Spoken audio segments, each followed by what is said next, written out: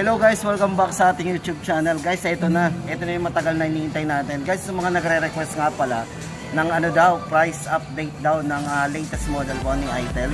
Guys, ito, nagkaroon tayo ng pagkakataon na may ere natin. Guys, ito for S23 and yung 4G, S23 4G guys, ito. Yan. Then S23 Plus. So meron din tayong S23 Plus. Guys, ito yung mga request ninyo. Ito na po yung ating pinaka-latest price list update ngayong October 21, 2023 guys. Ito guys, isa-isahin natin yung mga model na yan. At hindi lang yun guys, meron din silang sobrang babang presyo na swak sa ating sa ating bulsa. Syempre sa mga naghahanap ng budget phone, ito na po yung ating update. So pakita na natin sa inyo. So guys, umpisahan na natin. Guys, sa mga naghahanap nga pa ng budget phone at yung mga nagre-request guys, ito na. Swerte natin kasi ito na yung latest update natin sa naghahanap ng murang presyo, syempre, tapos may mataas na storage at syempre yung specs. So yung specs ang mahalaga. Guys, ito, umpisa na natin do sa 4G version po. For S23, ito yung LTE version, ito yung 4G. Guys, ito may tatlong variants tayong pagpipilian dito. Pero bago natin sabihin yung presyo guys, check muna natin yung kanyang mga specs and parameters. Ito, yan. Ito guys, para dito kay S23. Guys, ito meron siyang 50 megapixel. Yan. AI triple camera. So, yan. So, para doon sa clear images and more realistic effects. So ayan, 50 megapixel po yung gamit yung camera. Then internal storage guys, ito may tatlo tayong internal storage para dito. Para do sa 128 gig, meron tayong 128 gig. Then tama ba? 256. So yung variants pala yung babanggitin natin. So ito, check muna natin yung variants nito. Guys, tatlong variants sa pagpipilian natin. 4 gig 128. So, yun po yung RAM niya, original RAM. Then, meron siyang additional RAM na 4. So, magiging 4 plus 4 po yun. Then, 128. Price po natin yun. Sabihin na natin ang price dito.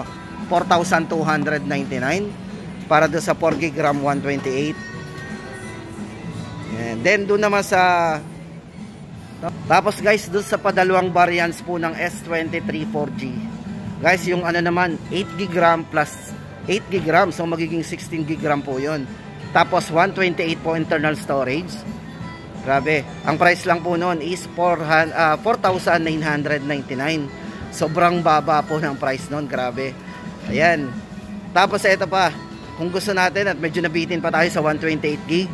Ito guys, 16 gig RAM plus 256 po internal storage. Ganong kataas po yung ating internal storage doon sa Then ang price po noon guys, magugulat po kayo doon sa presyo ng kanilang 16 gig RAM plus 256 gig.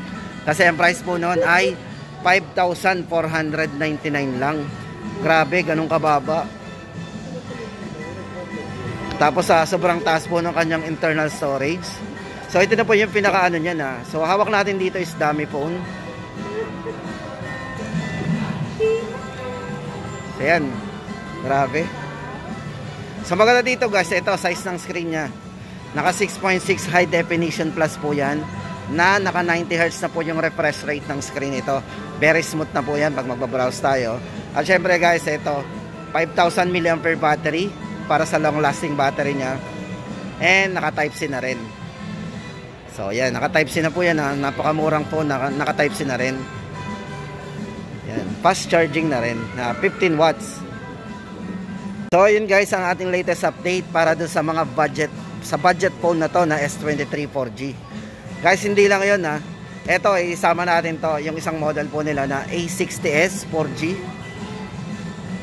Kung nababaan na po tayo doon sa mga presyong nabanggit natin doon sa latest model po nila. So ito yung pinakamabenta nila, yung S23. Guys, ito 3,499 lang. A60s 4G yan. Ito guys, size ng screen naka 6.6 high definition plus nito. 5,000 mAh battery. So naka water drop full screen po yan. At syempre guys, ito meron na rin siyang fingerprint and face unlock for security. Then octa-core processor syempre. Guys, hindi na kayo lugi dito. Naka 64 gig na po tayo dito sa anong to sa 3499. Grabe. So bali naka 8 gig RAM po yan, 4 plus 4. So price update po natin dito 3,499. Syempre guys, doon tayo sa S23. Syempre yung nare-request po natin, eto for S23 Plus guys. Eto maganda dito sa halagang ganong 7,999. Unahin na natin ang presyo guys. Eto naka AMOLED display po yan. Then naka-curve, so nagpapanipis po sa kanya. Naka-curve screen. Size ng screen po nito ay naka 6.78. Full high definition plus na. Then yung RAM po nito 16 GB RAM din, 8 plus 8. Then naka 256 na po internal storage. Sobrang laki na rin. Syempre guys, yung isa pa dito, on screen, yung fingerprint unlock po natin nasa screen na.